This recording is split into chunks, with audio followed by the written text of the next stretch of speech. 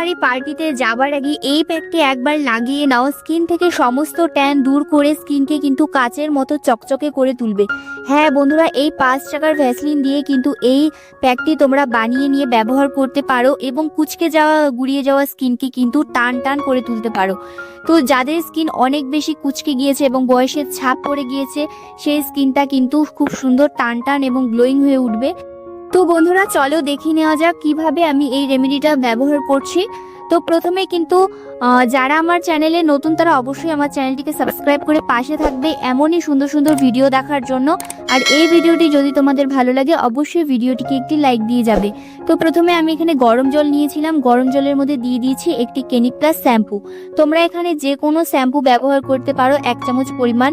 গরম জল বলতে কিন্তু উষ্ণ গরম জল, যাতে তোমরা হাত এবং পা ভিজিয়ে রাখতে পারো এমন জল তোমরা নেবে এখানে। আর এখানে তোমাদের দিয়ে দিতে হবে কিছুটা লেবুর রস। লেবুর রস কিন্তু ট্যানিং দূর করতে ভীষণ হেল্প করে।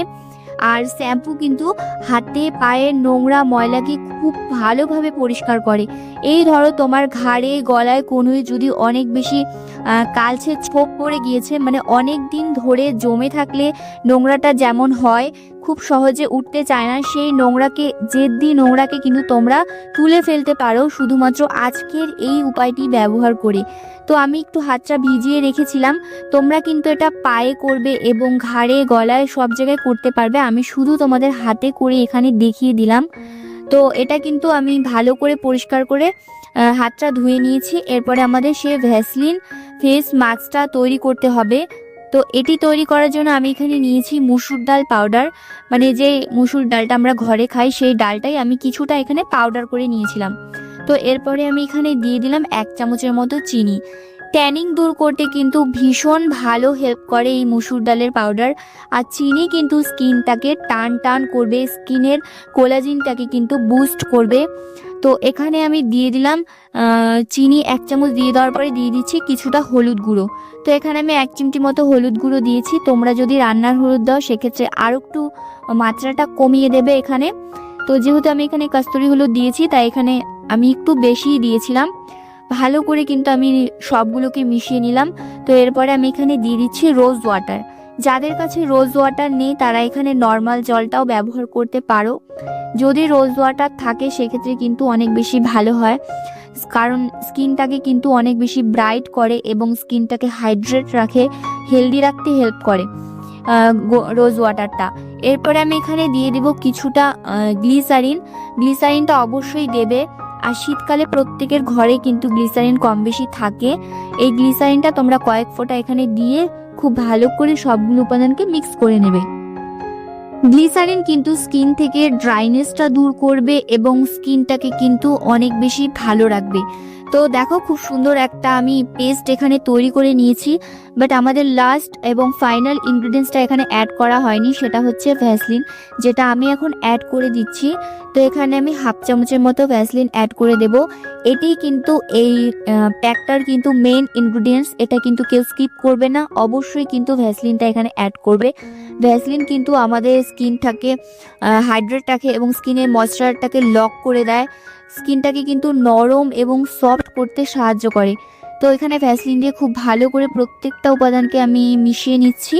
তো চিনিগুলো কিন্তু একটু যদি তোমরা একদম পেস্ট গুঁড়ো করে নাও সেক্ষেত্রে কিন্তু একটু সময় লাগবে না। যদি তোমরা গুঁড়ো করে না নাও এখানে তাহলে কিন্তু এটা রেখে দেবে, তাহলে চিনিগুলো কিন্তু আপনি গলে যাবে, মানে ধীরে ধীরে কিন্তু চিনিটা একটু মিক্স হতে সময় লাগবে। তো এটা কিন্তু আমি এখন হাতে এবং পায়ে অ্যাপ্লাই করে তোমাদের দেখিয়ে দিচ্ছি।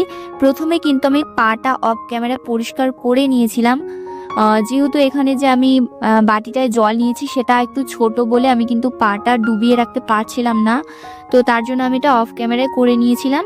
তো এখন কিন্তু আমি পাটা পরিষ্কার করে এই প্যাকটা পুরো পায়ে অ্যাপ্লাই করে নিচ্ছি। তোমরা কিন্তু কুনুয়ে লাগিয়ে নিতে পারো এবং হাঁটুতে লাগিয়ে নেবে, ঘাড়ে লাগিয়ে নেবে।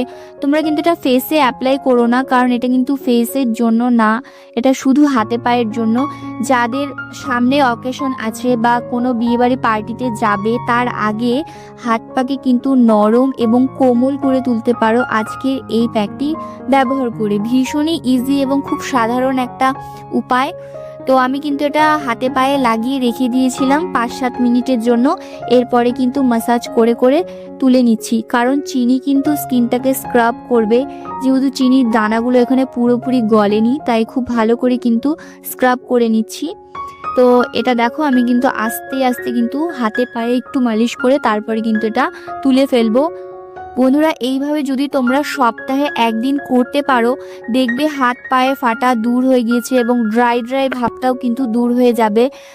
হাত পা একদম কোমল এবং অনেক বেশি চকচকেও হবে। তো এখন আমি পাটা ধুয়ে এসেছি, দেখো আমার পাটা কিন্তু আগের চাইতে অনেক বেশি পরিষ্কার হয়ে গিয়েছে। তোমরাও এটা ব্যবহার করো, আশা করছি তোমরাও অনেক ভালো রেজাল্ট পাবে। আর এটা কিন্তু একদমই 100% কাজ করে। তো যাই হোক, যদি তোমাদের এই ভিডিওটা হেল্পফুল মনে হয় অবশ্যই কিন্তু ভিডিওটিকে একটি লাইক দিয়ে যেও এবং তোমরা কেমন রেজাল্ট পেলে সেটা কিন্তু আমার সাথে একটু শেয়ার করো। তোমাদের